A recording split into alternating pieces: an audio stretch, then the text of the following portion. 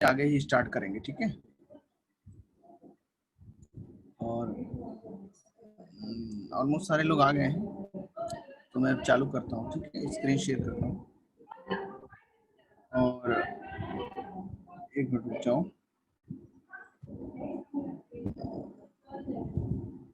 Yes,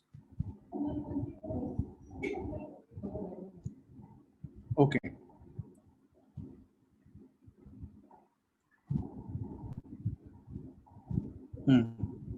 अब देखें, अब हम लोग नेक्स्ट लेक्चर की तरफ बढ़ते हैं अपने। तो लास्ट क्लास में हम लोगों ने ऑलमोस्ट जितना बेसिक कॉन्सेप्ट है वो सारे कवर किए थे।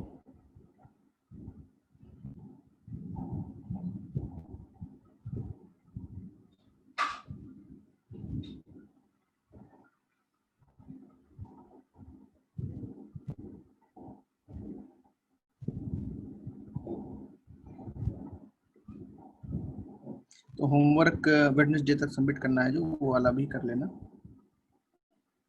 है ना। तो सारे लॉज हो गए हैं, परसेंटेज कंपोजिशन भी हो गया, वेपर डेंसिटी हो गया।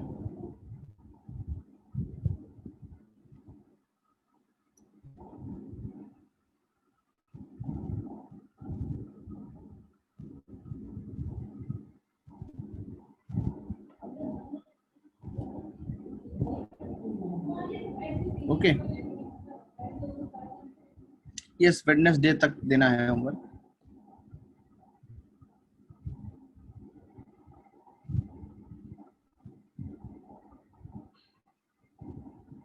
तो अब हम लोग स्टाइकियोमेट्री की तरफ बढ़ेंगे, जिसको बोलते हैं क्वांटिटेटिव एनालिसिस। उस पे जाने वाले हैं हम लोग। तो सबसे पहले देखो केमिकल रिएक्शन में क्या होता है। सबको पता है कि एक केमिकल रिएक्शन के अंदर ओल्ड बॉन्ड्स जो होते हैं वो ब्रेक होते हैं और न्यू बॉन्ड्स फॉर्म होते हैं। जील का ऐसा कोई बुकलेट नहीं है जिससे मैं पढ़ा रहा हूँ। जो ये नोट्स हैं ये अपने हम लोग के खुद के नोट्स हैं। इसका लेक्चर नोट्स बना के हम लोग ने दिया हुआ है। जो लेक्चर नोट दे रहा हूँ उसमें कुछ चीजें मिलेंगी, सारा कुछ नहीं मिलेगा। किसी पर्टिकुलर बुक को फॉलो करके नहीं। ये जेई का एक पैटर्न है, एनसीईआरटी बेस्ड है। ये जो हम लोग पढ़ाते हैं ये जो है ये अपने सेल्फ नोट्स हैं। इनका कुछ ये जो तुम्हारे क्लास नोट्स होंगे वही है। ये लास्ट ईयर जो पढ़ाया वो इस बार इस तरीके से उसको चेंज करते रहते हैं। सुनो इधर, कोई बुक नहीं है, कैसे कुछ भी नहीं है। जो लेक्चर नोट डालूंगा उसी में से पढ़ लेना, ठीक है। लेक्चर 3 तक तो दे दिया ना तुम्हें, लेक्चर 4 और लेक्चर 5 भी दे देंगे। समझ में आया? तो केमिकल रिएक्शन क्या होता है? हाँ, इन a chemical reaction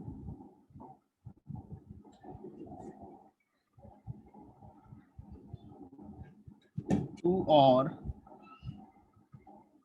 more substances react with each other to form products. In this process, old bonds are broken. Old bonds are broken and new bonds are formed. देखो कितना आसान है, मैं समझा देता हूँ। इस चीज को मैं केमिकल बॉन्डिंग में ज्यादा अच्छे से पढ़ेंगे। जैसे हमने लिखा H2 plus O2 gives H2O, balance करने पे देखा गया इस तरीके से रिएक्शन बैलेंस हो गई। तो यहाँ देखो हाइड्रोजन जो है वो एक सब्सटेंस है, हाइड्रोजन एलिमेंट, और यहाँ क्या है, ऑक्सीजन एलिमेंट है। और फिर से बॉन्ड्स का जो है ब्रेकिंग हो रहा है और न्यू बॉन्ड्स फॉर्म हो रहे हैं और फाइनली यहाँ पे क्या बन रहा है, H2O बन रहा है, जिसको हम लोग वाटर बोलते हैं। क्या बोलते हैं? वाटर। ओके, तो हमारा वाटर क्या हो रहा है, फॉर्म हो रहा है। अच्छा, अब हम लोग समझेंगे कि एक केमिकल रिएक्शन अगर बैलेंस फॉर्म में लिखी है तो उससे क्या क्या इंफॉर्मेशन मिलती है। ठीक है, significance of a balanced chemical reaction. Balanced chemical reaction को केमिकल इक्वेशन बोलते हैं। तो अगर हम केमिकल रिएक्शन को लिखें तो उससे बहुत सारी चीजों का इंफॉर्मेशन मिलता है। क्या क्या इंफॉर्मेशन मिलती है वो सारी चीजें हम लोग लिखेंगे। पहली बात क्या पता चलती है, balanced chemical reaction tells the reactants and products of the reaction. Reactants and products of the reaction. Reaction में क्या क्या रिएक्टेंट बना है और क्या क्या प्रोडक्ट बना है ये पता चलता है। दूसरी क्या पता चलती है बात, बैलेंस्ड केमिकल रिएक्शन जिसको हम लोग क्या बोलते हैं, chemical equation, shows the physical states of reactants and products.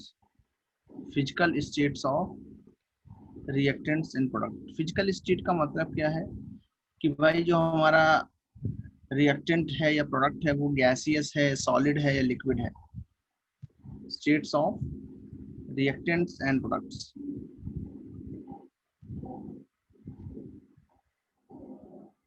And products, ये एक चीज पता चलती है। सब फिजिकल स्टेट्स मतलब जैसे कि H2O लिक्विड भी हो सकता है, H2O सॉलिड भी हो सकता है, लाइक दैट। यहाँ पे ये क्या है, लिक्विड है, और यहाँ पे क्या है, ये सॉलिड है। तो ये क्या है, फिजिकल स्टेट्स, मतलब वो किस फॉर्म में एग्जिस्ट कर रहा है, उसकी स्टेट ऑफ मैटर क्या है। इसको नोट करो। Last slide.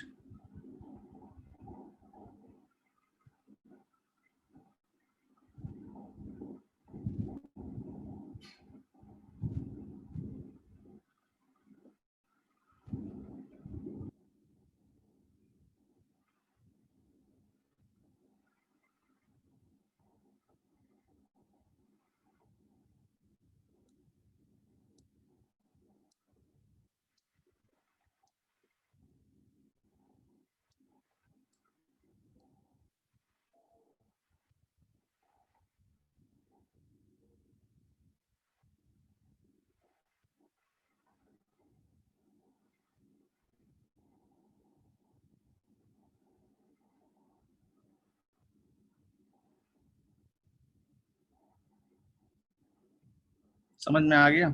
और क्या बताता है इसमें, एक और चीज बताएगी,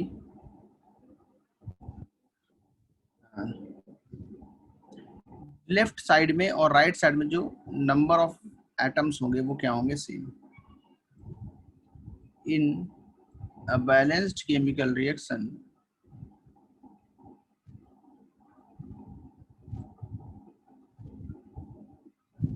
in a balanced chemical reaction, number of atoms of respective elements are same in reactant side and product side. Reactant side and product side. For example, अगर हम लिखें यहाँ पे H2 gas plus O2 gas और इधर लिखें H2O liquid लिखा, इसका मतलब है हाइड्रोजन गैस ऑक्सीजन गैस से रिएक्ट करके H2 बनाती है। अब रिएक्शन को बैलेंस करते हैं। यहाँ हाइड्रोजन 2 हैं, यहाँ हाइड्रोजन 2 हैं, यहाँ ऑक्सीजन कितना है 1, यहाँ 2, तो हाफ। अगर इसको पूरे में 2 से मल्टीप्लाई कर दें तो हमारा जो है वो होल नंबर में आ जाएगा, गिव्स 2H2O लिक्विड।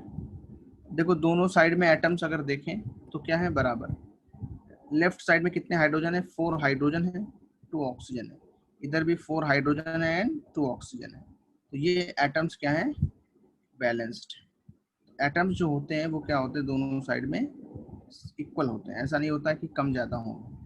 रिएक्शन अगर बैलेंस है इसका मतलब क्या है, दोनों साइड में बराबर होने चाहिए रिस्पेक्टिव एटम्स।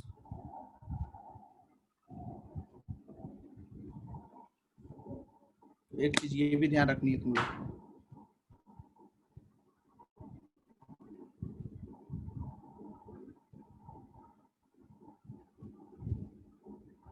सर एक बार लास्ट टाइम रिपीट कर दीजिए। ये वाला इसमें क्या लिखा है, in a balanced chemical reaction number of atoms of respective elements are same in reactant side and product side. जैसे हाइड्रोजन प्लस O2 लिखा है, रिएक्शन बैलेंस करके हमने दिखाई है, ठीक है। तो रिएक्शन जो बैलेंस है, फर्स्ट और सेकंड दोनों ही बैलेंस है, लेकिन इसमें क्या है O2 का हाफ लिखा हुआ है तो वो होल नंबर में नहीं है। तो हम लोग फर्स्ट टाइप से भी लिख सकते हैं और नीचे वाली टाइप से भी लिख सकते हैं, दोनों ही इक्वेशन करेक्ट है। इससे भी लिखा जा सकता है, 2 वेज हैं लिखने के। अगर पूरी में 2 से मल्टीप्लाई करें तो हाफ का 1 हो जाएगा, 1 का 2 हो जाएगा।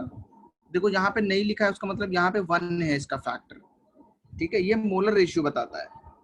जो नंबर किसी भी एलिमेंट किसी भी सब्सटेंस के आगे लिखा होता है वो जो कोफिशिएंट्स होते हैं वो क्या बताते हैं, मोलर रेशियोज। इन कोफिशिएंट्स को क्या बोलते हैं, स्टाइकियोमेट्रिक कोफिशिएंट्स बोलते हैं। क्या बोलते हैं इनको, स्टाइकियोमेट्रिक कोफिशिएंट्स, ठीक है। सर पर तो हमें याद रखना है। सर पर O2 तो हाँ। नेचुरली मिलता है ना, वैसे O2 तो उसको ब्रेक कैसे करेंगे? क्या O2 मॉलिक्यूल है ना सर, बोलो बोलो। O2 मॉलिक्यूल सर, हाँ हाँ, तो उसको वो O2 मॉलिक्यूल ही तो है ये। O2 ही रहते हैं, तो फिर उसको हाफ कैसे, मतलब हाँ हाँ हाँ, ब्रेक कैसे करेंगे? तो यहाँ पे इसके ब्रेक नहीं करेंगे, ये मोल्स में लिखा होगा। एक मोल तो मिलेगा नहीं तुमको, एक मॉलिक्यूल तुम्हें क्या मिलेंगे, ज्यादा अमाउंट मिलेगा ना। मान लो 1 मोल मिला या हाफ मोल मिला, तो हाफ मोल है वो, हाफ मॉलिक्यूल नहीं है, समझ रहे हो कि नहीं। तो अभी इसको मैं आगे लिखाऊंगा ये क्या रिप्रेजेंट कर रहा है। हाफ मॉलिक्यूल नहीं हो सकता ना, यही बोल रहे हो ना तुम,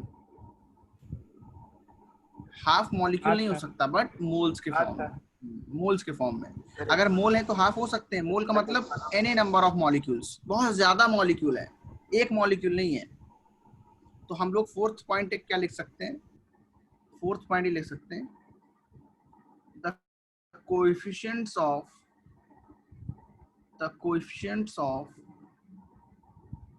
reactants and products give the relative molar ratios of each reactant and product,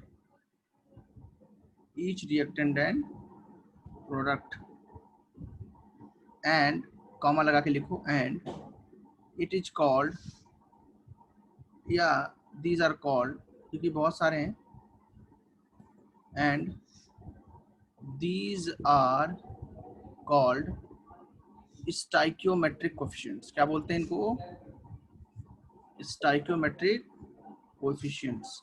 ध्यान देना यहाँ पे, C plus O2 gives CO2। बताओ क्या रिएक्शन बैलेंस है? Yes sir. Yes sir. क्या इसके अंदर क्या कमी है बताओ? इसके अंदर फिजिकल स्टेट्स नहीं लिखी हैं। ओके, अब सही हो गई रिएक्शन। देखो इसका स्टाइकियोमेट्रिक कोएफिशिएंट कितना है कार्बन का, बोलो 1। इसका भी कितना है 1। तो ये क्या बोलता है कि 1 मोल कार्बन 1 मोल ऑक्सीजन से रिएक्ट करता है और 1 मोल CO2 का मिलता है। सिमिलरली इससे लिख सकते हैं वन एटम, क्योंकि कार्बन एटॉमिक फॉर्म में, जिस फॉर्म में होगा वो लिखेंगे। One atom carbon one molecule O2 के साथ रिएक्ट करता है और वन मॉलिक्यूल CO2 का देता है।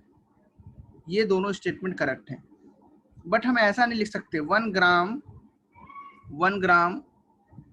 O2 gives 1 gram CO2। This statement is wrong, because जो रिएक्शन होती है वो एटम्स के बीच में होती है, ना कि उनके सिंपल मासेस के बीच में। तो जो केमिकल रिएक्शन होती है उसका जो कोफिशिएंट है वो मोल्स या तो बताएगा या एटम्स एंड मॉलिक्यूल्स बताएगा। उसके अंदर भी अगर मॉलिक्यूल्स बताने हैं तो यहाँ पे होल नंबर में होना चाहिए, क्योंकि मॉलिक्यूल को हाफ या 3/2 फ्रैक्शन में नहीं ले सकते, जैसे किसी एक बच्चे ने पूछा था अभी, लाइक दैट। सर हाँ, लेकिन ऐसा भी एक बैलेंस रिएक्शन का प्रॉपर्टी है ना कि रिएक्शन के पहले और रिएक्शन के बाद वजन सेम रहता है। यस यस, ये है law of conservation of mass, है ना, ये तो पढ़ाया हुआ है। हाँ law of conservation of mass तो पढ़ा दिया ना बच्चे, तो वो तो इसमें कवर हो जाएगा।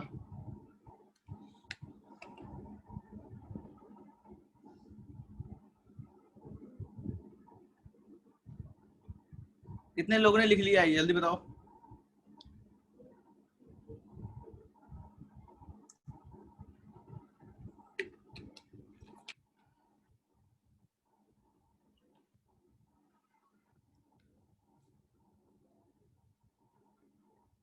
ओके, किसी का बचा है क्या?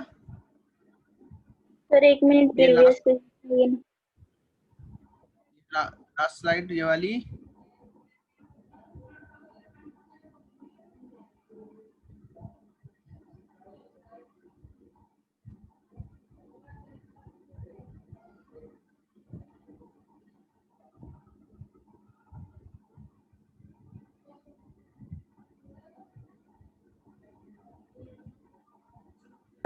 Sir done. हाँ, सर अगर क्वेश्चन में CO2 दिया है और बोला है कि 1 मॉलिक्यूल का मास निकालना है तो कैसे निकालना है? इसका निकालना है। 1 मॉलिक्यूल ऑफ CO2। हाँ, तो उसका मोलर मास का जो है तो कितना होता है 44 mu। ओके, 12 + 16 × 2। वन मॉलिक्यूल अगर लिखा है, वन मॉलिक्यूल कितना होता है मोलर मास, तो होता है 1 मोल का, और 1 मॉलिक्यूल का मास क्या होता है मॉलिक्यूलर मास 44 mu। ओके, ये पढ़ा है कैसे निकालते हैं। कार्बन का कितना हो गया हाँ सर 12 12। तो 16 44 आ × जाएगा। 32 राइट हाँ, सर। तो इस तरीके से करना है। नाउ अभी थोड़ा सा एग्जांपल्स लेते हैं इसके, कुछ इंपॉर्टेंट चीजें लेती हैं। जैसे कि यहाँ पे लिखा हुआ है N2 + O2 gives NO। अब इस रिएक्शन को बैलेंस करना है, तो गैस गैस कैसे बैलेंस करें बताओ। NO अगर यहाँ पे डबल कर दिया जाए तो बैलेंस हो जाएगी। बस सिंपल ऑब्जर्वेशनल मेथड होते हैं ये। कैसे होते हैं? Simple observation method. ऑब्जर्वेशन से हम क्या करते हैं, बैलेंस करते हैं। अब तुमको मैं कुछ रिएक्शन देता हूँ, उनको बैलेंस करना है, थोड़ा सा दिमाग लगेगा उसमें।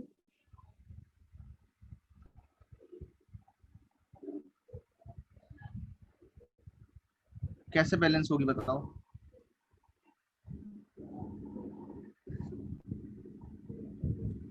ट्राई करो। सर H2 के सामने 2।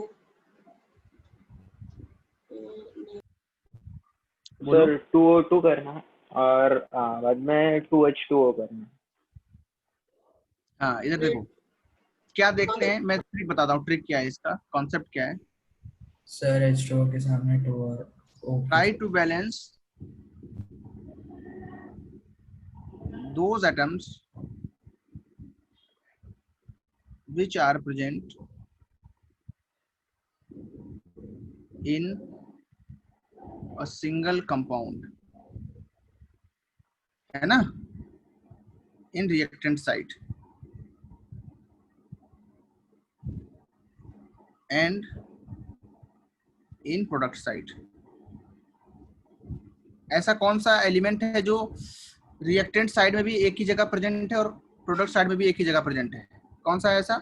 O2 oxygen. O2 तो दोनों जगह प्रेजेंट है।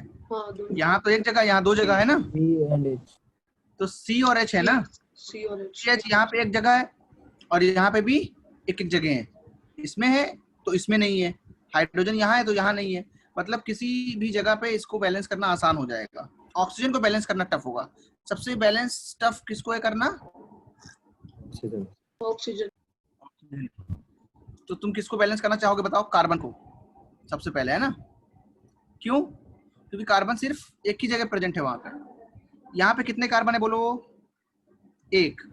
तो CO2 भी कितनी निकलेगी? 1 CO2। ये तो बैलेंस है पहले से। हाइड्रोजन कितने यहाँ पे? 4। और तुम्हारे पास कितने? 2। तो यहाँ 2H2O कर दोगे। हाँ सर। अब ऑक्सीजन कितने हो गए इधर? 2 ऑक्सीजन यहाँ प्लस 2 ऑक्सीजन यहाँ, कितने हो गए टोटल? 4। और O2 के सामने एक 2 डालो। O2 के सामने। हाँ, समझ गए? समझ गए? Yes sir sir. Sir 9th 10th में ऐसा वो था ना कॉलम बना के लिखने का, वैसा ही है। हाँ, लेकिन यहाँ पे थोड़ा जल्दी करना है, इसलिए कॉलम वगैरह नहीं बनाएंगे हम लोग, डायरेक्ट करेंगे। हाँ, फिर ऐसे नहीं कर सकते कोएफिशिएंट्स जो होते हैं, मतलब रिएक्टेंट्स और प्रोडक्ट साइड के, उनको A B C D लेने बाद में फिर उनको इक्वेट करके वैल्यू। हाँ, लंबा पड़ जाता है ना उससे। अभी हम लोग ऑब्जर्वेशन मेथड करेंगे डायरेक्ट 11th में, थोड़ा सा जिसमें जल्दी हो जाए। ऐसे कैसे करने का ट्राई करो, ऐसे अगर कर पाओ तो बहुत अच्छी बात है। इसको बैलेंस कर, हाँ इजी लगेगा। अभी 10th में क्योंकि थोड़ा कम पोर्शन होता है तो पहली बार सीखते हो। अभी यहाँ पे इजी लगेगा, कुछ टफ नहीं है इसमें।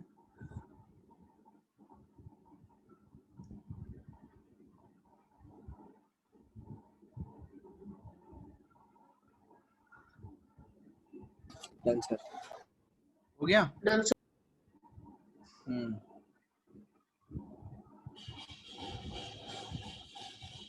अब देखना,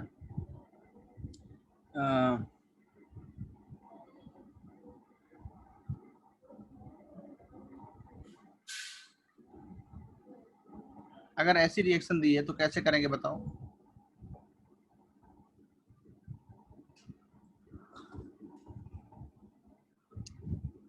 तो इसमें क्या है, N2 तो बैलेंस ही है पहले से, है ना? हाँ सर। तो अभी इधर 3 ऑक्सीजन है, इधर कितने 2, तो ऑक्सीजन को सर 2 इधर N2 प्लस 2 डाल सकते हैं वहाँ पे। और N2O3 के आगे 2 और O2 के सामने 6 डाल सकते हैं। O2 के हाँ। सामने 3। तो एक और तरीका बताता हूँ मैं, थोड़ा आसान वाला तरीका। हाँ 2 3 2 तो आंसर आएगा। इसके लिए हम क्या करते हैं, थोड़ा सा अलग तरीका है वो। यहाँ पे कितने 3, कितने यहाँ पे 3। यहाँ पे कितने 2। अगर इसको 3/2 कर दें तो पूरी बैलेंस हो जाएगी। Yes sir. Yes sir. समझ रहे हो कितनी? 3/2 इंटू 2 कितना आएगा 3। तो इधर भी कितने ऑक्सीजन हो गए 3 ऑक्सीजन, है ना। ये जो यहाँ लिखा है 2 और ये पूरा मल्टीप्लीकेशन में आ जाता है ना, ये सबको Yes, पता है।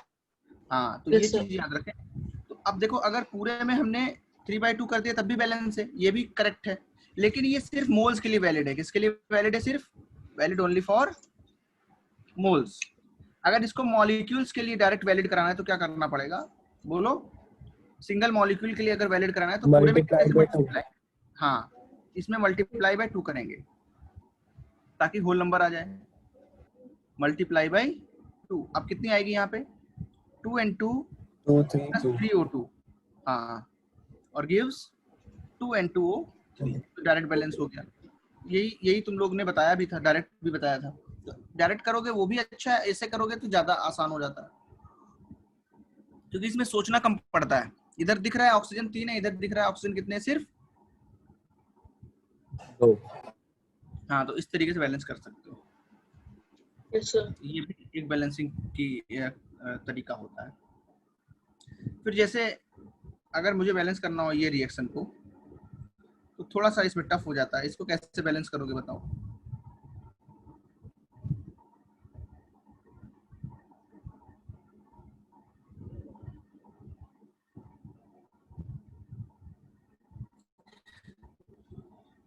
बताओ ऐसा कौन सा एलिमेंट है जो सिर्फ एक जगह जा रहा है?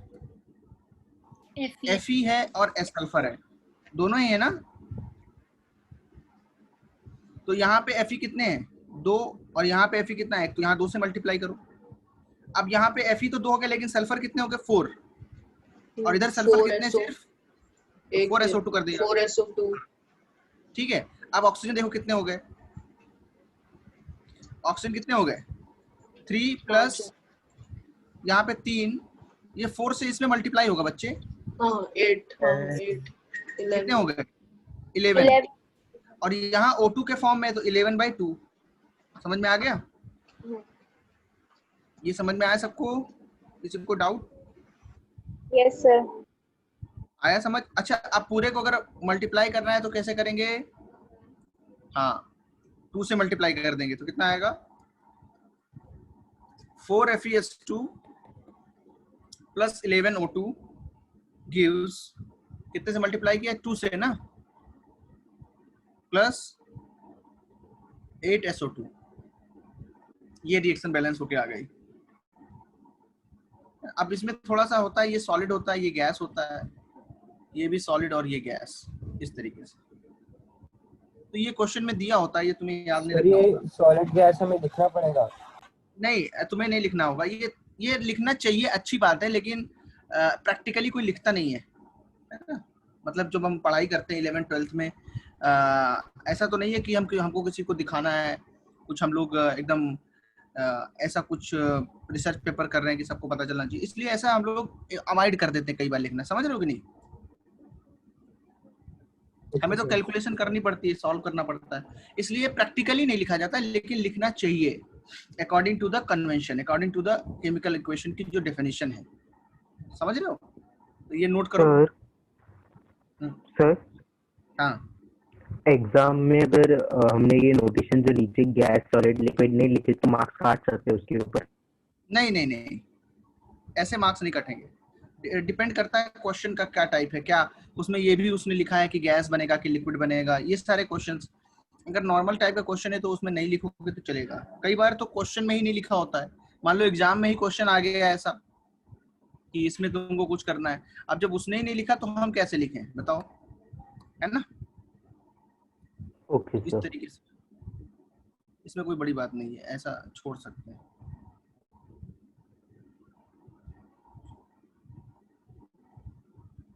ये हो गया पीछे का? Yes yes sir. Yes sir. अच्छा, यस सर। अब देखो,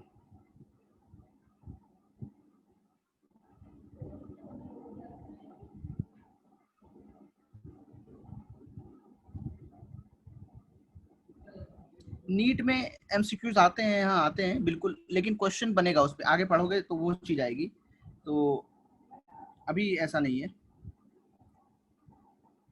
तो हम क्या लिख सकते हैं? कंक्लूजन क्या है? If we have a balanced chemical equation, for example 2KClO3 gives 2KCl plus 3O2, तो हम क्या लिख सकते हैं बताओ? 2 मोल KClO3 पोटेशियम क्लोरेट, इसका नाम क्या है? Potassium chlorate. अच्छा, इस रिएक्शन को बताओ क्या बोलेंगे? डिकम्पोजिशन रिएक्शन बोलेंगे कि कॉम्बिनेशन? डिकम्पोजिशन। ये टूट रहा है ना, हाँ, सिंगल कंपाउंड टूट के 2 कंपाउंड में जा रहा है, तो डिकम्पोजिशन रिएक्शन है। तो 2KClO3 जो है 2 मोल KClO3 on decomposition, sir oxidation भी हुआ ना? ऑक्सीडेशन इसलिए नहीं बोलेंगे बच्चे, वो एक अलग बात है। जो तुम बोल रहे हो वो रेडॉक्स रिएक्शन की बता रहे हो ना बात, वो अलग है। नहीं सर, इसमें ऑक्सीजन फॉर्म हुआ ना, इसके लिए पूछ रहा था।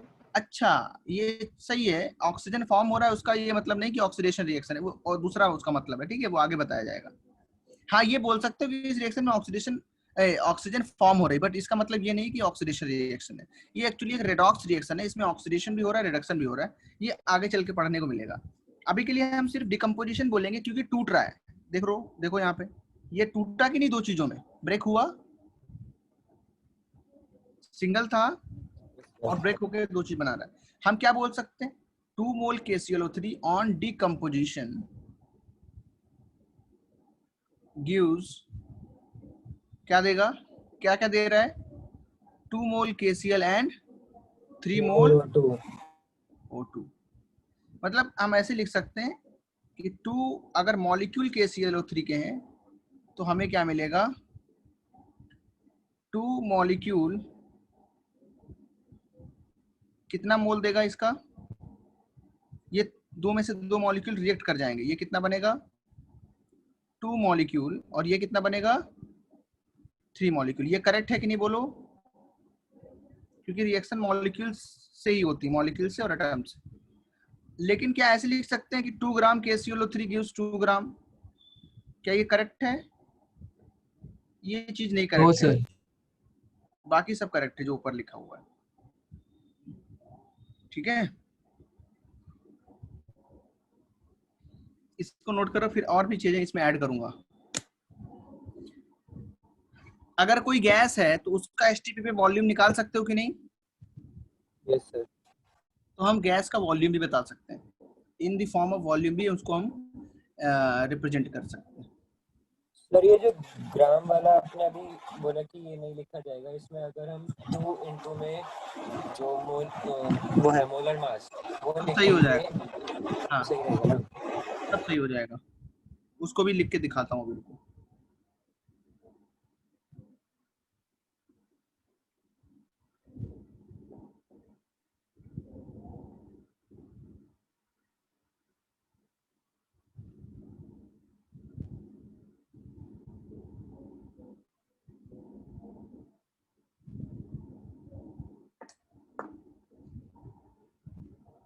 हो गया? एक सेकंड सर।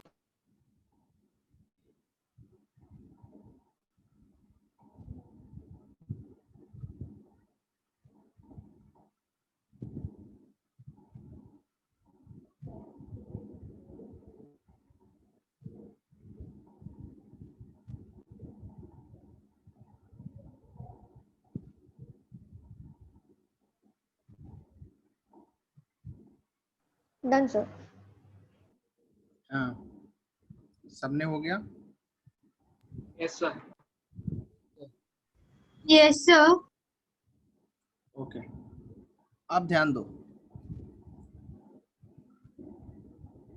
बहुत इंपॉर्टेंट चीज है।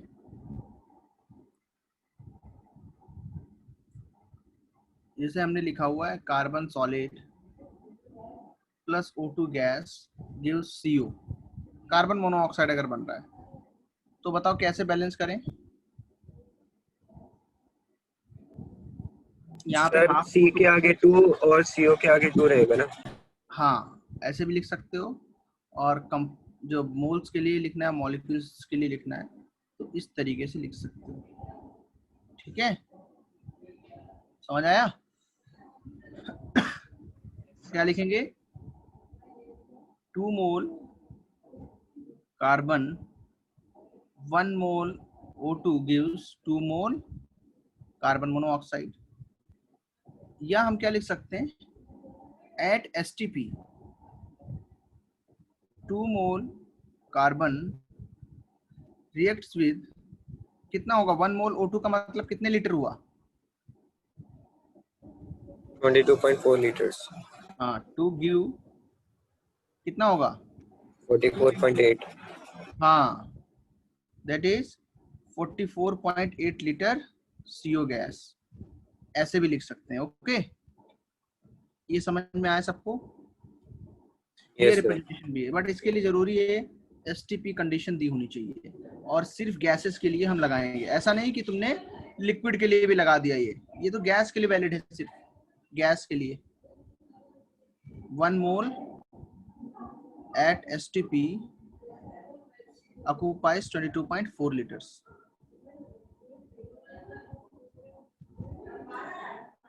समझ आ गया?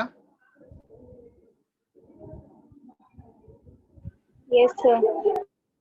हाँ, अब इसके आगे बढ़ने का है हम लोग को, पहले इसको नोट कर लो।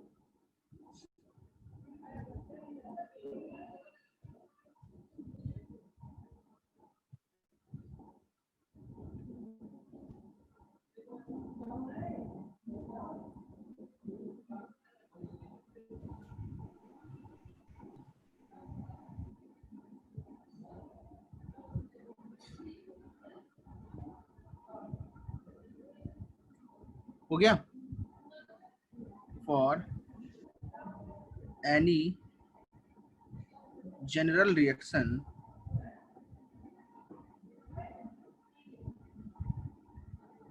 XA plus YB gives ZC plus WD। क्या बोलोगे? X mole A reacts with Y mole B to give Z mole C and W mole D। ये समझ में आया सबको? Yes, sir. इसको भी लिखो।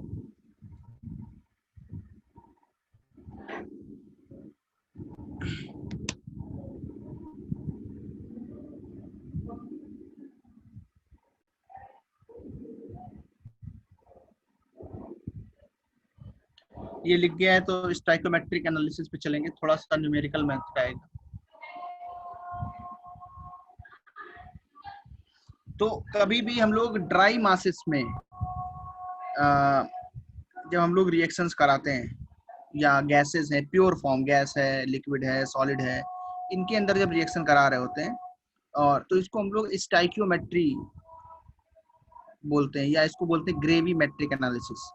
और एक होता है वॉल्यूमेट्रिक एनालिसिस, उसमें क्या होता है सॉल्यूशंस बने होते हैं, उसका हम लोग पर्टिकुलर वॉल्यूम लेते हैं जो लेबोरेटरी में करते हैं। लेबोरेटरी में क्या करते हैं हम लोग, जैसे HCl का 10 ml ले लिया सोल्यूशन, H2SO4 का ले लिया, NaOH के साथ टाइट्रेशन करा रहे हैं, तो उसको बोलते हैं वॉल्यूमेट्रिक एनालिसिस। वो दूसरा चैप्टर है, उसमें पढ़ते हैं उसको। Yes, X, Y, Z are random coefficients, arbitrary coefficients हैं। बैलेंस्ड इक्वेशन है ये। कैसी इक्वेशन दी हमको? Balanced equation. तो हम ऐसा लिख सकते हैं, गॉट इट। तो सबसे पहले आ जाओ stoichiometric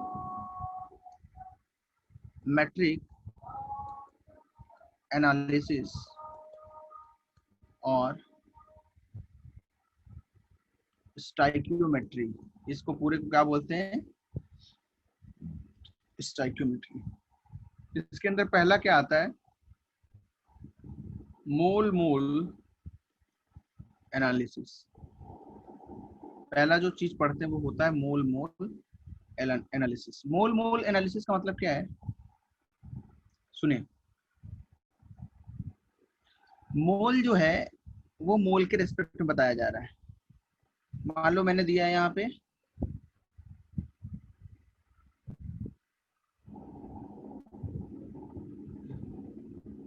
N2 plus 3H2 gives 2NH3। तो हम क्या लिख सकते हैं? 1 mole N2 reacts with 3 mole H2 to give 2 mole NH3। इस चीज को लिखने का एक दूसरा तरीका क्या है? N2 plus 3H2। बताओ जब रिएक्शन स्टार्ट हुई थी T = 0 पे, तो N2 कितना था? 1 मोल। H2 कितना था? 3 मोल। अमोनिया 0। जब रिएक्शन हो गई टाइम T = T पे, तो ये पूरा रिएक्ट कर गया, ये 3 में से 3 चला गया, ये कितना बन गया? तो ये 0 बचा, ये 0 बचा, और ये क्या बन गया? 2 मोल। ये समझ में आया सबको? जो नेक्स्ट लिखा है इधर, एक बार एक्सप्लेन। मैंने क्या बोला? टाइम T = 0 पे इनिशियली क्या बताओ हमारे पास सिर्फ क्या है? N2H2 है। अमोनिया तो बिल्कुल भी नहीं था, अमोनिया तो बनाना है ना। यस N2 और H2 की रिएक्शन करा रहे हैं। जब ये रिएक्शन कंप्लीट हो जाती है, रिएक्शन कंप्लीट, तो N2 पूरा रिएक्ट कर गया, H2 3 का 3 रिएक्ट कर गया, और अमोनिया कितना बना? 2 मोल। समझ में आया ये? Yes sir. 1:3 के रेशियो में रिएक्ट करते हैं, 1:3 के रेशियो में। अगर इसका 1 रिएक्ट करेगा तो इसका 3 रिएक्ट करेगा, तो तो इसका कितना रिएक्ट करेगा 2 मोल। ये बात सबको समझ में आ गई?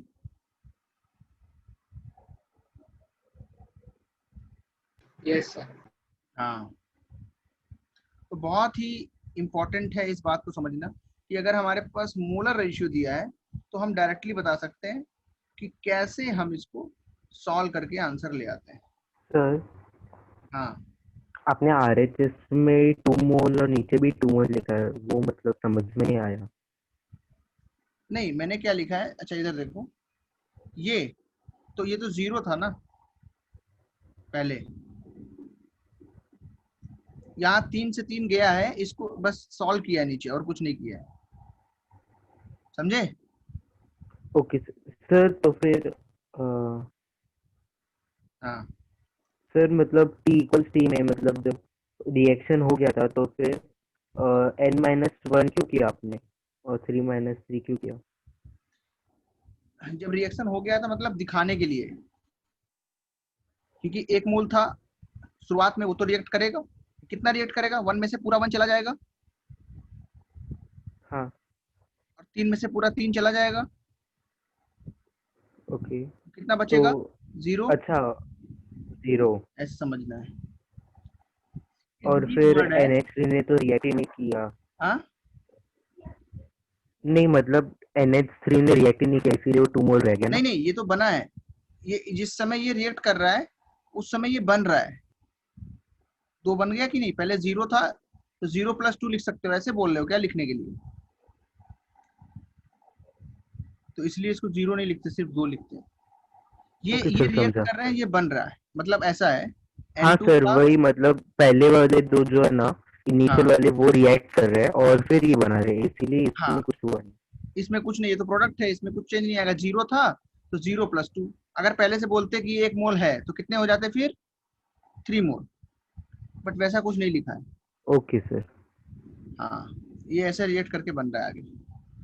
तो ये ग्रीक वर्ड है स्टाइकियोमेट्री, ये कैसा वर्ड है? ये ग्रीक वर्ड है, वहां से आया है प्रणव ये। सर हाँ प्रोडक्ट में 1 मोल कैसे रह सकता है? अभी आपने बोला ना कि 1 मोल अगर रहता तो फिर वो वैसे रह सकते हैं। कई बार ऐसा होता है ना, जैसे उनको बिल्कुल ले सकते हैं। किसी ने बोला कि यहाँ पे N2 डाला और H2 डाला, पहले से अमोनिया 1 मोल था, ये 1 मोल डाला, ये 3 मोल डाला, तो फाइनल कितने मोल हो जाएंगे बताओ? इससे 2 मोल बनेंगे, ओके सर। 1 मोल पहले से, तो कितने हो जाएंगे? 3 मोल। 3। हाँ, इस तरीके से। Okay sir. 2NH3 के नीचे 0 क्यों आया? क्योंकि ये इनिशियल 0 था। ये देखो, ये इधर लिखा इनिशियल अमोनिया कितना था? अमोनिया तो था ही नहीं हमारे पास, तो सिर्फ ये थे, ये तो बनाना है। एरो का मतलब क्या? ये इसमें चेंज हो रहा है, एरो क्या दिखाता है? Change, reaction. क्या हमारे पास अमोनिया था? लिखा ही नहीं है कुछ, इतना ही दिया हुआ है सिर्फ, तो अमोनिया तो है ही नहीं, अमोनिया तो बन रहा है। ओके, तो स्टाइकियोमेट्री एक ग्रीक वर्ड है, उससे आया है। उसका मतलब होता है डिफरेंट डिफरेंट जो हमारे पास सब्सटेंसेस हैं उनके बीच हम लोग रिलेशन बनाएं on the basis of mass. किसी बच्चे ने ये पूछा था कि स्टाइकियोमेट्री क्यों बोलते हैं, तो स्टाइकियोमेट्री यही इसका मतलब ही है कि रिएक्टेंट्स एंड प्रोडक्ट्स के बारे में हम लोग बात करें।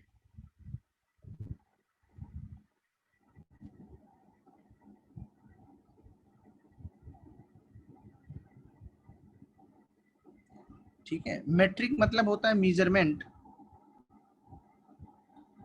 और स्टाइकियो मतलब होता है सब्सटेंसेस, एलिमेंट्स।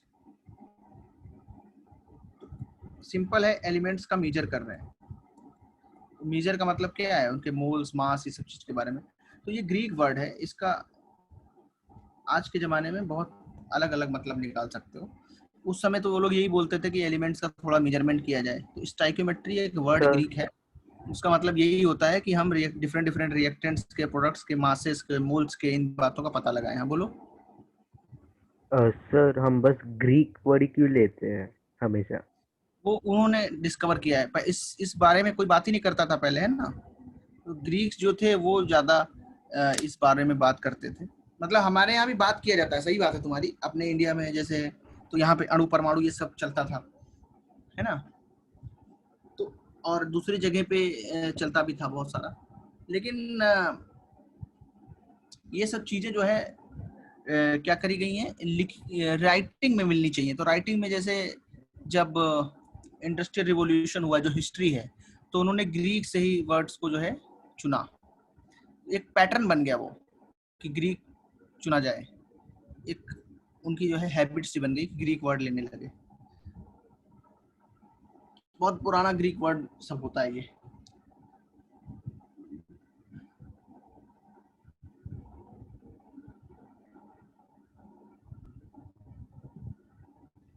ठीक है, तो ये ट्रेंड मान सकते हो ना, हर चीज का एक ट्रेंड होता है, तो ये एक ट्रेंड टाइप का है, ग्रीक वर्ड खूब यूज किए गए। हर एक सिविलाइजेशन में लोगों ने जो है स्टडीज करी हैं अपने अपने लैंग्वेज में, अपनी अपनी जो उनकी जो है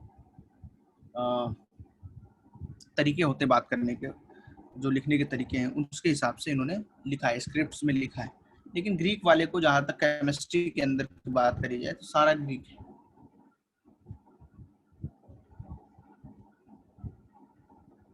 अच्छा, Greek words are used because Greek is not a existing language, ऐसा भी कुछ हो सकता है, कुछ रीजन तो रहा ही होगा, इसके ऊपर फिलोसफिकल बात होगी क्यों ऐसा करते थे वो लोग। अच्छा अच्छा, आगे बढ़ जाएं, क्वेश्चन दे दें एक।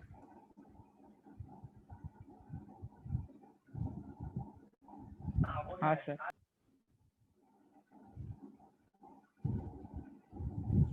सर स्टोइकोमेट्रिक का एक ही एनालिसिस है, मोल टू मोल। बहुत है, मूल मूल पे ही क्वेश्चन दे रहा हूँ। Okay sir.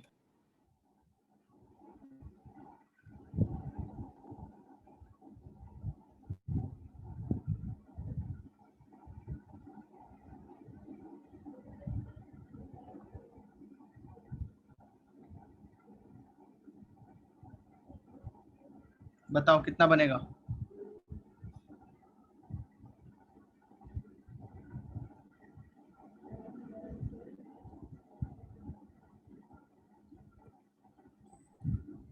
एट 8 मोल बन जाएगा, है ना।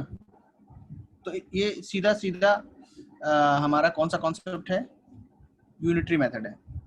1 मोल से 2 बनता है, तो 4 से कितना बनेगा, 8 मोल, है ना। 4:3 के रेशियो में होने चाहिए, तो ये 4, ये 12, तो ये कितना बन जाएगा, 8 मोल।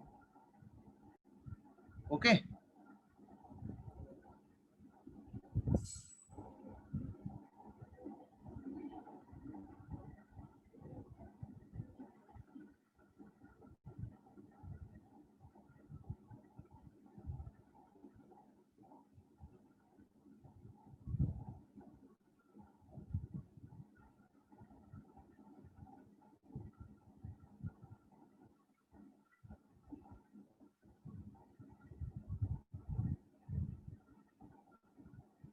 बताओ 5 मोल CO2 चाहिए तो कितने मोल CH4 चाहिए।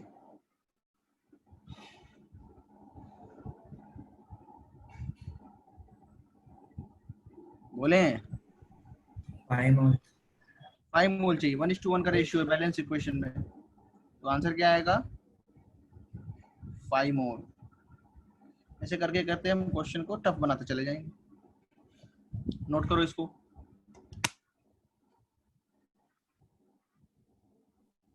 सर इसमें जो बोलो, कॉमन है उसका जो कॉमन है क्या, रेशियो किस चीज का ले रहे हैं, जो कॉमन एलिमेंट है उसका।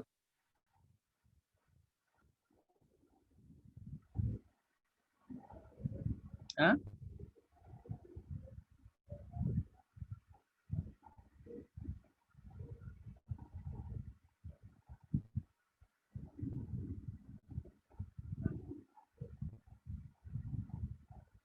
हाँ बच्चे क्या बोल रहे हो, सुनाई दे तो मैं बताऊं। सर बोलो। सर मुझे समझ में नहीं आ रहा है, मतलब क्वेश्चन में क्या हाँ। लिखा मैं है भी आपने? नहीं समझा।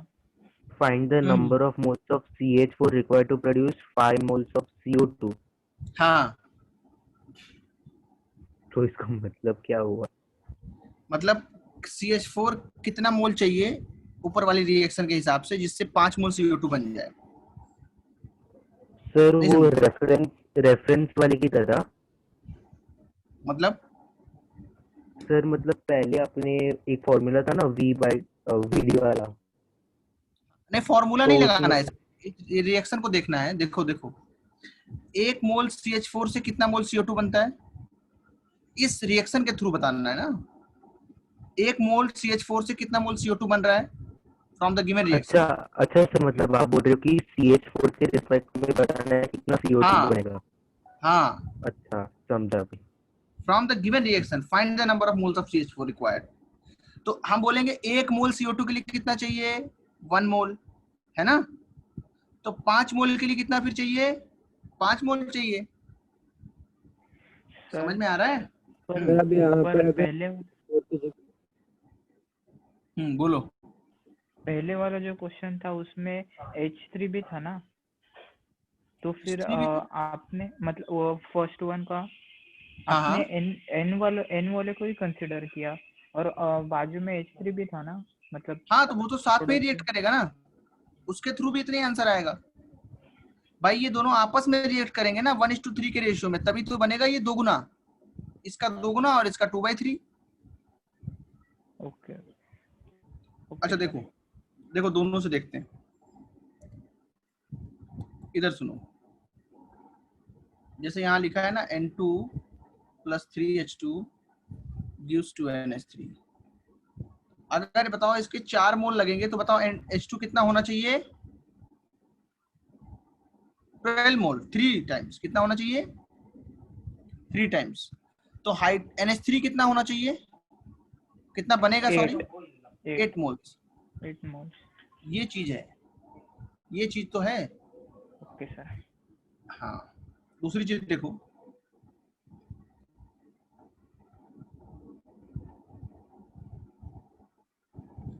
फाइंड सर वो जरा लास्ट स्लाइड इसको क्वेश्चन का थोड़ा सा लास्ट। इसमें ज्यादा टाइम देना होगा क्योंकि सबको समझ आना चाहिए। ऐसा कोई बच्चा तो नहीं जिसको समझ में नहीं आ रहा, क्योंकि बहुत ज्यादा ये कॉम्प्लिकेटेड वो है। कॉम्प्लिकेटेड नहीं, बहुत ज्यादा इंपॉर्टेंट है। कॉम्प्लिकेटेड नहीं, बिल्कुल आसान है। सर आपकी स्क्रीन हाँ, गई। स्क्रीन चली गई, हाँ आई। किधर गई? आ गई ना। सर हो गए सर। अब बोलो बोलो। सर मुझे N2 + 3H2 वाला अभी भी समझ में नहीं आ रहा। ये वाला, हाँ, ये वाला वो 8 मोल कैसे आया? इक्वल कैसे है, कौन सा वाला इक्वल, हाँ 8 सर मोल वही वाला। कैसे आया एडमोड, अभी हाँ बता सर देता वही पूछ रहे हैं। अभी बता देता हूँ। देखो बताओ तो कि नहीं आया तुम्हें समझ। इधर देखो, 1 मोल से ये 3 मोल रिएक्ट करके कितना बनाता है, 2 मोल, है ना। पहले बताओ इसके बाद। तो सर अगर 4 मोल लिया तो इसको कितना लेना पड़ेगा, 12 12 तो ये कितना बनेगा, 8 1 से कितना बनता है, मैं पूरा लिख देता हूँ, रुको। 1 मोल N2 मान के चल रहे हैं, ये हमारे पास है, मतलब भर का एक्सेस में है, कितने मोल देता है from this reaction. 1 mole N2 gives 2 mole ammonia, ये समझा। Yes sir. 1 मोल N2 कितना देता है, 2 मोल, तो 4 मोल N2 कितना देगा, 8 बोलो। 8। क्या दिक्कत है इसमें बताओ, ये तो यूनिटरी मेथड है। सर अभी हाँ समझा। मतलब हमें उनके रेशियो के ऊपर से बोलना है ना।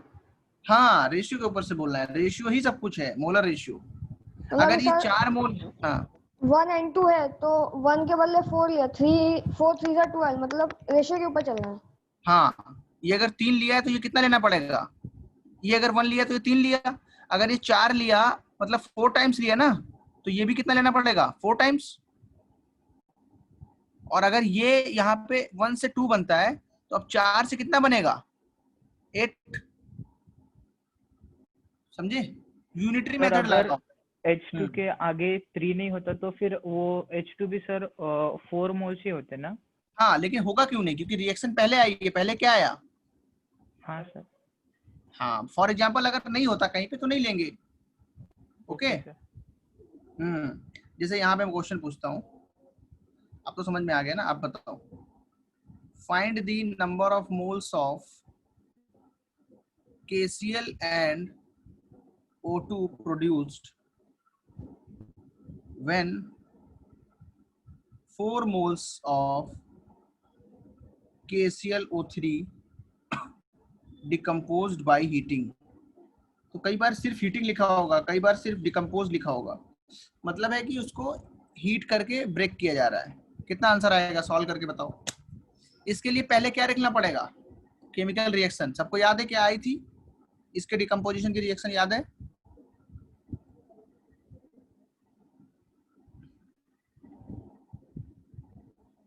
Sir 4 moles. बोलो जल्दी बोलो। 4 मोल्स। 4 और 6। हाँ, 4 और 6। देखो ऐसे करो, ये रिएक्शन सबको याद है? Yes sir. अगर इसके 2 मोल लिए तो कितना बना? 2 मोल। ये कितना बना? 3 मोल। 3 मोल। और अगर तुमने दिया इसके 4 मोल तो ये कितना बन जाएगा? 4 मोल। 4 मोल और 6 मोल। और ये कितना बन जाएगा? 2 से 3 बनता है। इसको ऐसे भी लगा सकते हो और डायरेक्ट 1 निकाल के भी लगा सकते हो। पहले डायरेक्ट लगाना है तो कैसे निकालेंगे? 4 × 3/2 यूनिटरी मेथड। ये समझ में आया कैसे लिखा? ये वाला कुछ समझा किसी को? सर अपॉन 2 कैसे आया? हाँ, ये यूनिटरी मेथड है। 2 मोल से कितना बनता है? 3 मोल। तो 4 मोल से कितना बनेगा बोलो? 4 × 3/2। Okay sir. सर मतलब ये फॉर्मूला बनेगा। अभी देखो, अभी समझाता हूँ, रुको। यूनिटरी मेथड तुम लोग को थोड़ा सा डाउट है। जो यूनिटरी मेथड होता है ना, हम लोग मैथ्स में पढ़ते हैं कहीं कहीं पे क्लासेस के अंदर। अगर 2 मोल से ये 2 मोल बनता है, ये 3 मोल बनता है, तो 1 मोल से बताओ कितना बनेगा? ये 1 मोल। 3/2। और ये कितना बनेगा? 3/2। हाँ, हमने कितने मोल दिए हैं? 4 मोल। हेंस फ्रॉम 4 मोल ये कितना बनेगा? 1 × 4, 4 मोल। 1 से 1 बनता है ना, तो 1 4 से कितना बनेगा? 4 मोल। और ये 4 से कितना बनेगा? समझे कि नहीं? Yes sir. सर समझा। Yes sir. हाँ, तो इसको बोलते हैं यूनिटरी मेथड। ठीक है, ये सबको आना चाहिए, सिंपल सा है। मतलब 2 मोल KClO3 जब रिएक्ट करेगा, कंप्लीटली खत्म हो जाएगा, तो 2 मोल KCl बनेगा और 3 मोल ऑक्सीजन बनेगा। अगर हमने दे दिया उसके अलावा कुछ, तो तुम कैसे सॉल्व करोगे? तो तुमको यूनिटरी मेथड आना चाहिए। समझे?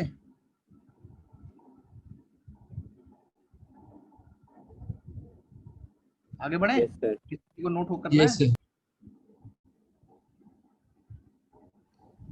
1 सेकंड सर। हाँ, बोलो बोलो, कोई कुछ पूछ रहा है? सॉरी Yes, बस man. स्लाइड दिखाओगे? सर पिछला क्वेश्चन सेट लिखो। ये वाला हाँ सर। ऑडियो कनेक्ट नहीं हो रहा तो डिस्कनेक्ट करके फिर रिलीज करो, फिर कनेक्ट करो, फिर जो है लीव करो, फिर आ जाओ। लीव करो और आ जाओ। मैं अच्छा, तुमको सुनाई भी नहीं दे रहा है तो बताना पड़ेगा। सर स्क्रीन पे लिखो ना, अगर उन्हें आवाज नहीं आ रहा होगा तो। हाँ, उन्हें वो किसी बच्चे का नहीं हो रहा है, किसी बच्चे का ऑडियो कनेक्ट नहीं हो रहा है, तो उसको फिर से ज्वाइन करना पड़ेगा ना। नो सर, उसको डिस्कनेक्ट करने को बोलो। हाँ,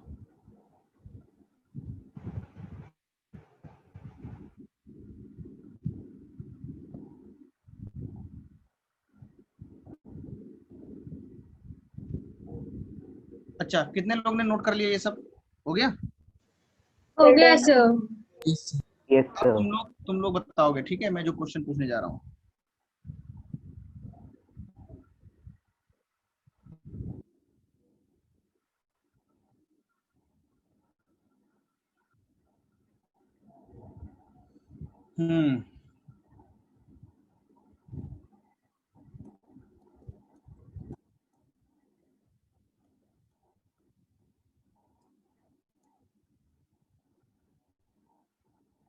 थोड़ा सा इसको अलग बनाते हैं ताकि कैलकुलेशन बढ़ जाए।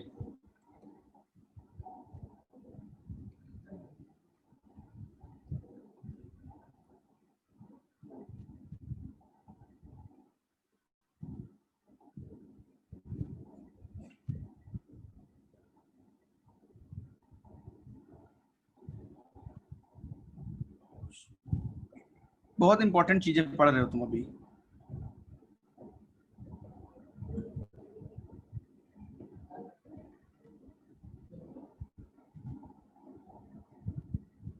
क्या आंसर्स आएंगे?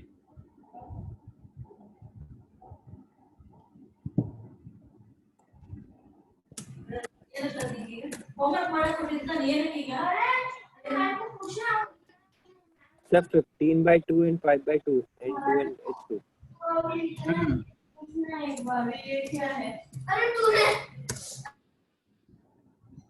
N2 कितना आएगा? 5/2. हाँ, अब क्या हो गया तुम्हारा? अभी भी कनेक्ट नहीं हो रहा? तुम्हारा माइक्रोफोन खराब है क्या? उसको रिस्टार्ट करो लैपटॉप को।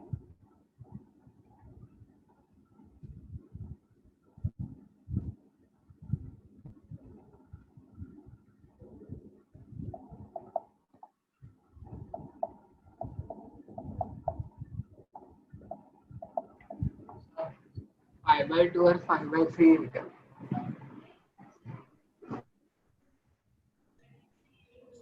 5/2 और 15/2। तो बोला है कनेक्ट करे कि 5/2 15/2।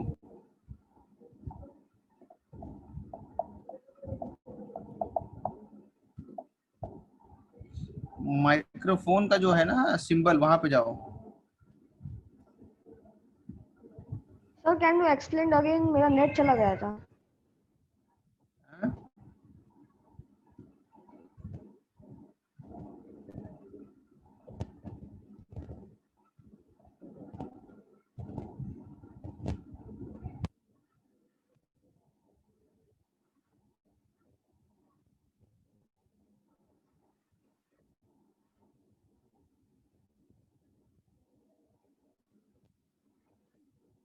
अच्छा, आंसर्स आए? Sir Yes, sir. हाँ Yes, बोलो। sir. सर एक्चुअली मेरा नेट चला गया था, एक बार वापस रिपीट कर दो ना। हाँ, क्वेश्चन ये पढ़ा तुमने? Yes sir. आदित्य ने आंसर लिखा है क्या?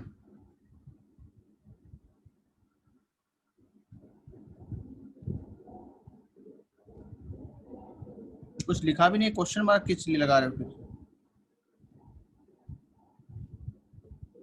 सर दिया है 2.5 और 7.5। हाँ तो सही तो है।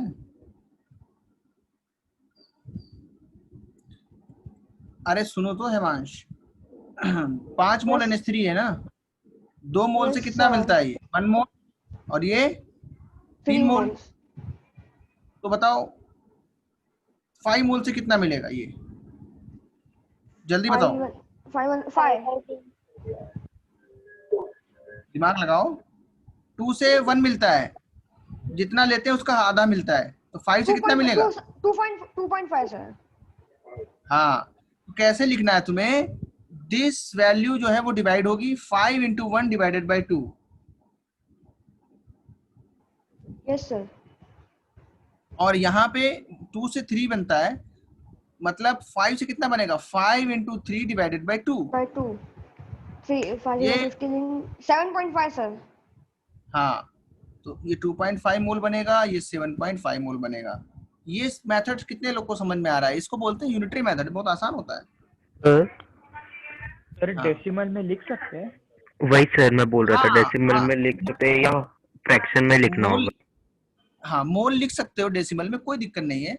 मॉलिक्यूल्स वाले के लिए नहीं लिख सकते, तो मॉलिक्यूल्स पे तो तुम्हें कोई क्वेश्चन आएगी नहीं और उसमें ऐसा पूछेगा ही नहीं। मोल्स में, मोल्स का मतलब है बहुत ज्यादा मॉलिक्यूल्स है, तो 2.5 से कुछ फर्क नहीं पड़ना है उसमें। Okay sir. है ना, ये मोल्स तो हमने ऐसे भी लिखे हुए हैं, ऐसे भी मोल्स लिखे हुए हैं, ये सब मोल्स इसमें लिखने में कोई गलत बात नहीं है। समझ में आ गया?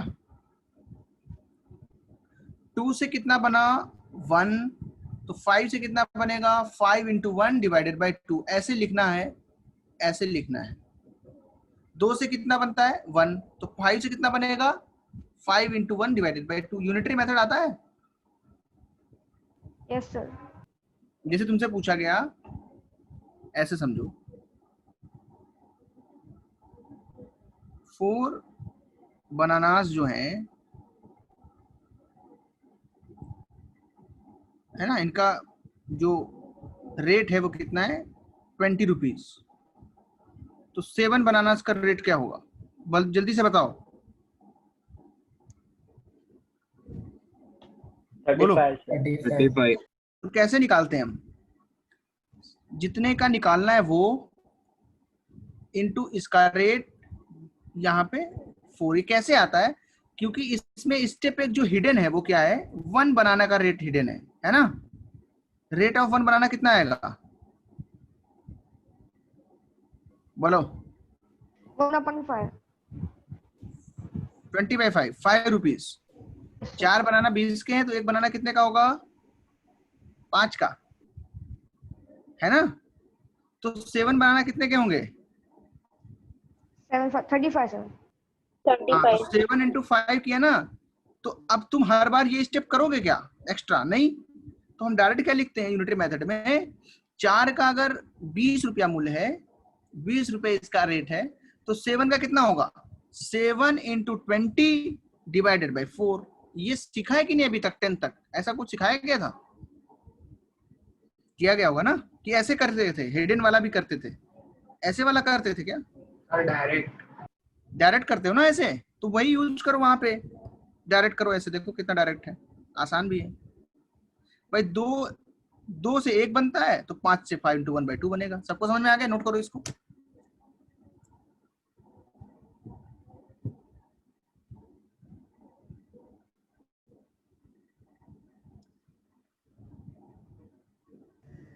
हो गया सर।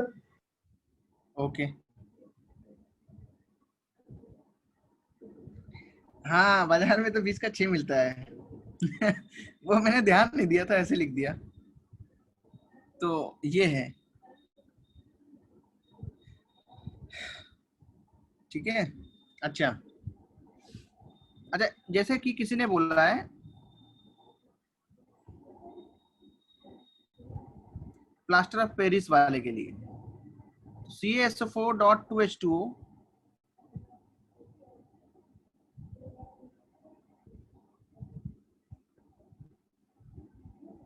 ये चीज है ना,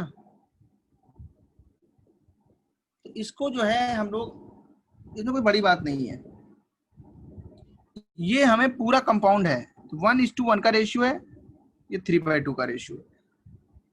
ये एक नया कंपाउंड बन गया ना, ये पूरा एक नया कंपाउंड ही है। ये किसी ने बोला कि सर जो है पीओपी और जिप्सम के अंदर हमको समझा दीजिए, तो ये उसको मैं बता रहा हूँ। समझ में आ रहा है? तो हमारे पास क्या है? प्लास्टर ऑफ पेरिस है और हमारे पास क्या है? जिप्सम है। ये 2 चीजें हैं। तो ये जिप्सम को जब हम हीट करते हैं तो क्या बन जाता है? पीओपी बन जाता है, प्लास्टर ऑफ पेरिस। किसी ने पढ़ा है ये 10th में क्या? पीओपी और जिप्सम? Yes sir. हम क्या बोलेंगे? 1 मोल जिप्सम ऑन हीटिंग गिव्स कितना देता है?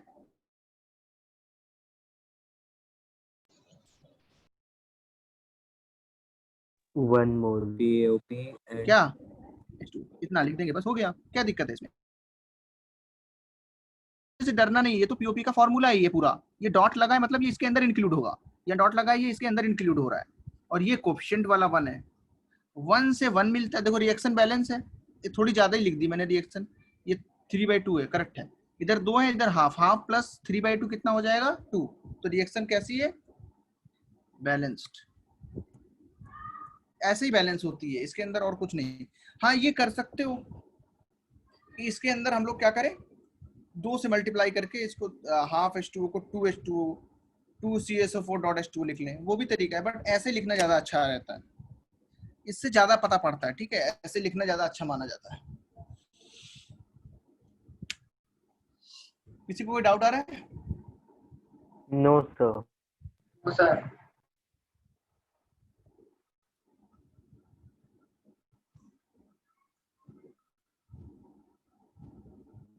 अच्छा अच्छा, वो बताया नहीं था, वो याद हो गया तुम लोग को करते करते, है ना?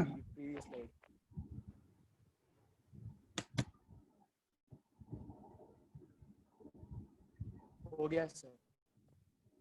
Done sir. अच्छा, हो गया सर। सबसे हो गया। अब आगे बढ़ते हैं।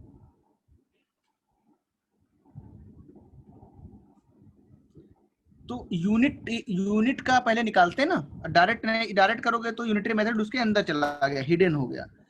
यूनिट का मतलब क्या होता है? सिंगल चीज का पहले रेट पता कर लो, सिंगल चीज से कितना बनेगा वो पता कर लो, और उस मेथड को यूज करते हैं, इसलिए बोलते हैं यूनिटरी मेथड। सिंगल का निकाला, फिर सबका निकाला, एक बनाना का रेट पता तो फिर जितने बनाना का पूछ लो उसका पता, इसीलिए इस मेथड को क्या बोलते हैं? Unitary method. ओके, अच्छा अब हम लोग दूसरी जो आ जाते हैं वो है मोल मास एनालिसिस। उसी के अंदर भी पढ़ सकते थे इसको, बट ऐसे भी चलता है ये।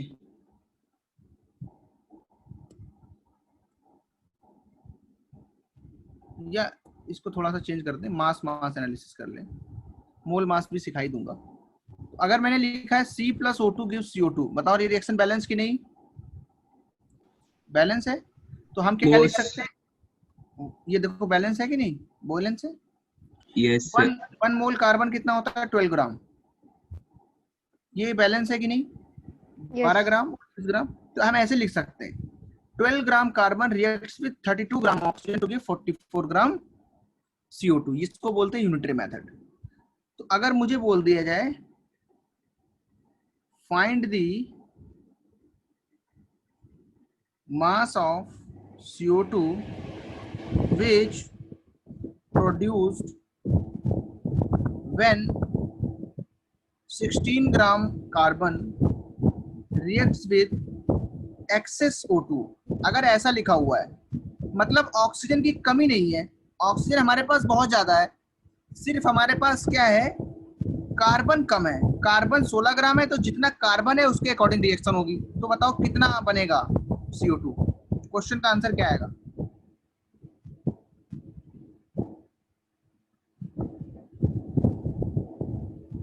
ग्राम। बोलो CO2 कितना आएगा?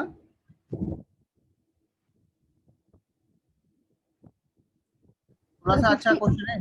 50 के आसपास आएगा। हाँ, तो कैसे करोगे वो तो बताओ। Sir unitary method. Unitary method से कर लो, यस, उससे भी हो जाएगा। देखो इस पे तो ध्यान देना नहीं, क्योंकि बोल दिया एक्सेस में है, तो इससे कोई मतलब नहीं है। मतलब ये तो हमारे पास ज्यादा है, एक्सेस में है, तो सारा डिपेंड किस पे करेगा? Reaction will be governed by carbon, क्योंकि जितना कार्बन है वो रिएक्ट कर जाएगा। तो 12 ग्राम से कितना बनता है? 44 ग्राम, और हमारे पास कितना है? 16 ग्राम। उससे कितना बनेगा? सॉल्व करो। तो 58 पॉइंट समथिंग। हाँ, तो हम क्या लिखेंगे? 12 gram carbon gives 44 gram CO2, तो हमारे पास कितना है? 16 ग्राम कार्बन विल गिव कितना? 44 इंटू कितना? 16 डिवाइडेड बाय 12।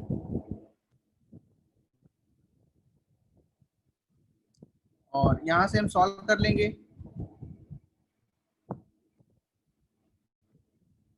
कितना आएगा? 58.5। हाँ, इस तरीके से कर दोगे, ठीक है, ऑलमोस्ट आएगा ये। आंसर भेजा है किसी ने 58.67 आएगा, ऑलमोस्ट तो इतना मान लिया हमने। तो सर हाँ, ऑक्सीजन का मास कितना आएगा, मतलब CO2 हाँ, माइनस C ना? अब कितना ऑक्सीजन लगेगा ये अगर बताना है तो बोलो, कितना ऑक्सीजन CO लगेगा? O2 कंज्यूम कितना है?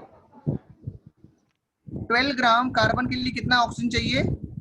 32 ग्राम। तो हमारे पास 16 ग्राम कार्बन के लिए कितना ऑक्सीजन चाहिए? 32 इंटू 16/12 कितना आएगा? 42.5। हाँ, बोलो, फिर कितना बचा? 20। सर 42 के आसपास आएगा। 42.666 है ना, उस तरीके का आएगा। ये इस तरीके से याद रखोगे। क्या ऐसे करोगे? हाँ, लास्ट स्लाइड। बहुत आसान होता है, बस तुम्हें यूनिटरी मेथड याद रखना है। ऐसे समझो कि तुम पेंसिल खरीदने जा रहे हो, उस तरीके का दिमाग लगाना है। भाई हमारे पास अगर एक कार्बन है तो 1 मोल CO2 मतलब 12 ग्राम से 44 ग्राम 44 ग्राम मिलता है। गिवन अमाउंट से कितना प्रोड्यूस होगा? हो गया, next page. Next page. Yes sir.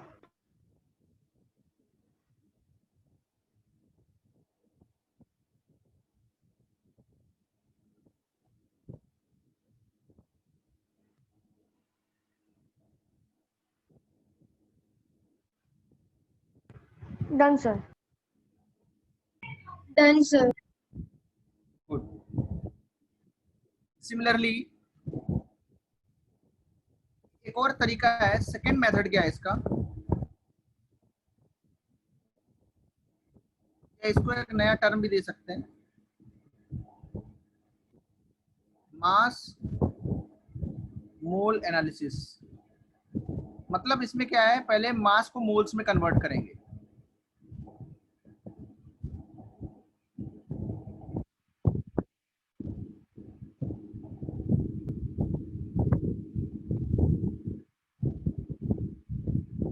ठीक है, यहां दिया है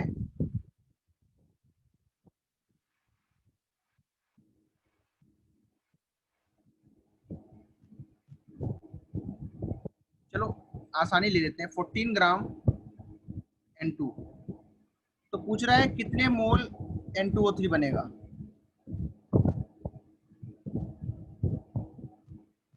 बोलो, ऑक्सीजन कितना लगेगा ये भी निकाल देना है।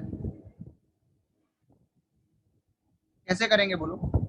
ऐसे सवालों में सबसे पहले क्या निकाल लेना चाहिए हमें? मोल्स। कितने मोल्स आएंगे बोलो 14 ग्राम N2 में?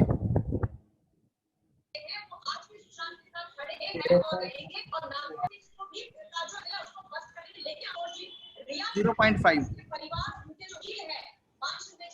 अगर यहाँ 0.5 है तो ये कितना होगा? 1.5। 1.5। आप समझ गए हो? कितना मोल है ये? 0.5। ये कितना लगेगा? 0.5 इंटू 3/2 1.5/2 आएगा एक्चुअली हिमांश, समझ रहे हो कि नहीं? हाँ सर। और ये कितना बनेगा? 0.5 into 2/2। That is same. Yes. हाँ, सर एक मिनट पिछला सर। सर हम लोग 1.5/2 को 0.75 नहीं लिख सकते? यहाँ पे कहाँ पे? सर 3O2 को। हाँ लिख सकते हैं, ये वाला। हाँ सर। समझ में आ गया? पहले मोल्स निकाल लो, मास से मोल निकाल लिए फिर आगे निकालिए।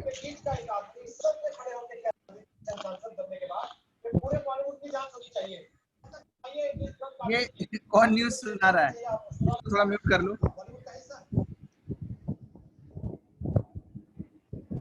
रिया चक्रवर्ती का सर। हाँ, ये लिख लिया सबने? Yes, sir. देखो समझ आया कि नहीं बताओ? पहले पहले क्या निकाल लेने? मोल्स। Mole. उसके बाद फिर एनालिसिस लगा लेनी है। 2 से 3 बनते हैं तो 0.5 से 0.75 बनेंगे।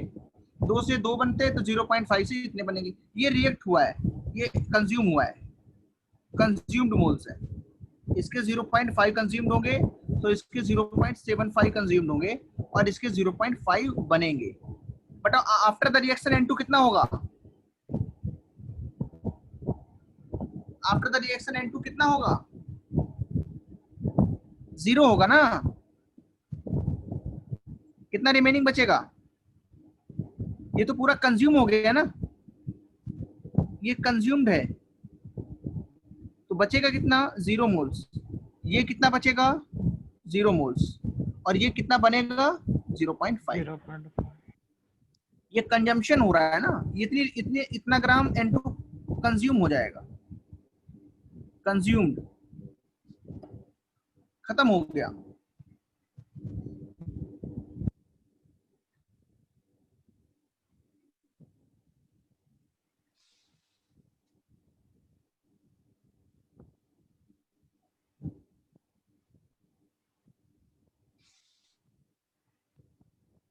सबको समझ आया? Yes, sir. Yes, sir. Yes, sir.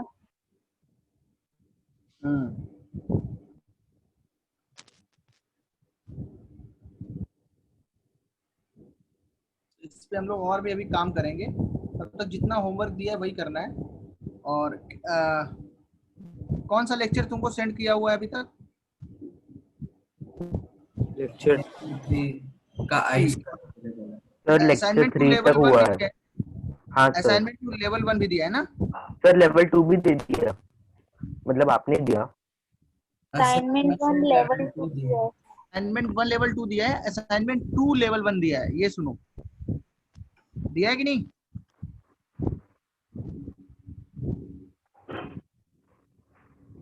वो भी तो होमवर्क में है।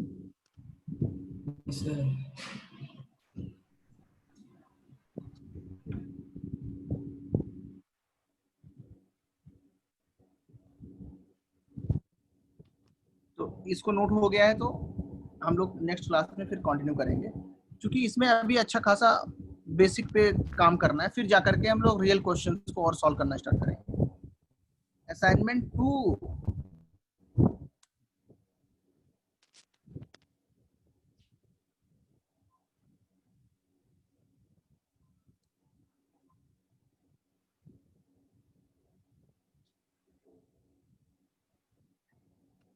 असाइनमेंट 2 भी भेजा है, चेक तो करो ग्रुप पे। अभी भेजता हूँ। अभी असाइनमेंट 2 नहीं भेजा, अभी नहीं भेजा?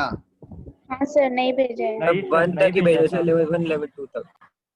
लेवल 1 का 2 का भेजा था। असाइनमेंट 1 लेवल 2 तक भेजा था। असाइनमेंट 2 नहीं भेजा आपने। ठीक है ठीक है, वो मैं गलती से मैंने असाइनमेंट 1 लेवल 1 सेंड कर दिया है।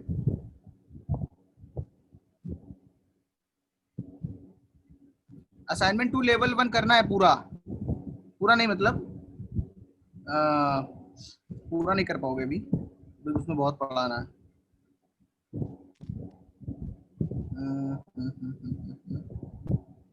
क्वेश्चन नंबर 1 to 6 करोगे? भेज रहा हूँ अभी ग्रुप पे। हाँ,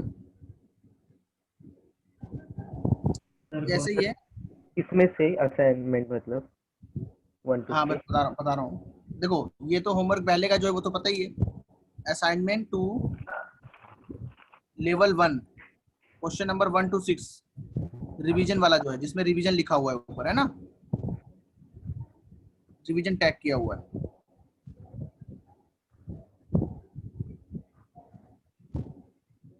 गॉट इट? समझ गए? Yes, sir. Yes sir.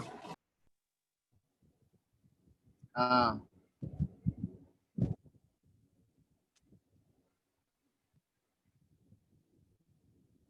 Lecture 3 lecture 4 भी आइस वगैरह सॉल्व कर लेना, ठीक है? भेज दे रहा सर हूँ। लेक्चर 3 तक ही तो है। लेक्चर 3 तक दे दिया है क्या? हाँ sir. Yes sir. Yes sir. 4 भी दे रहा हूँ, एक बार आइस वगैरह सॉल्व कर लेना।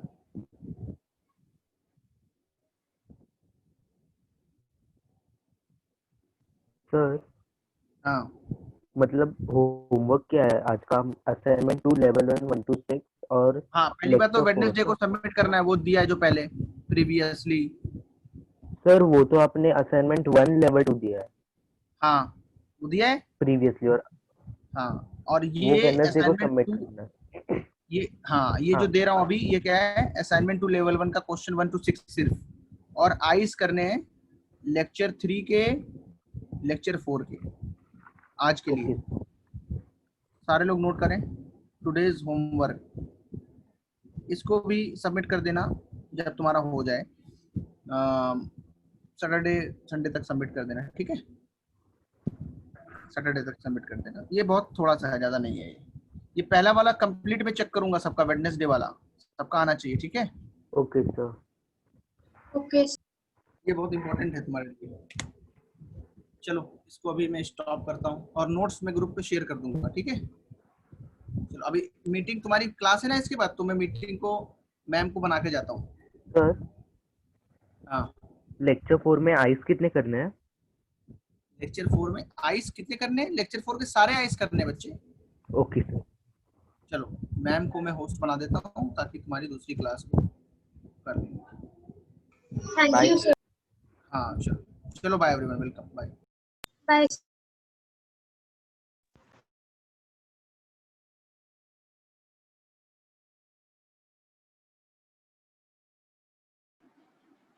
ओके हेलो एवरीवन, 10 मिनट्स का ब्रेक ले लो यार, फिर हम लोग स्टार्ट करते हैं। बिजनेस क्लास खत्म हुआ है तो। Okay sir. सर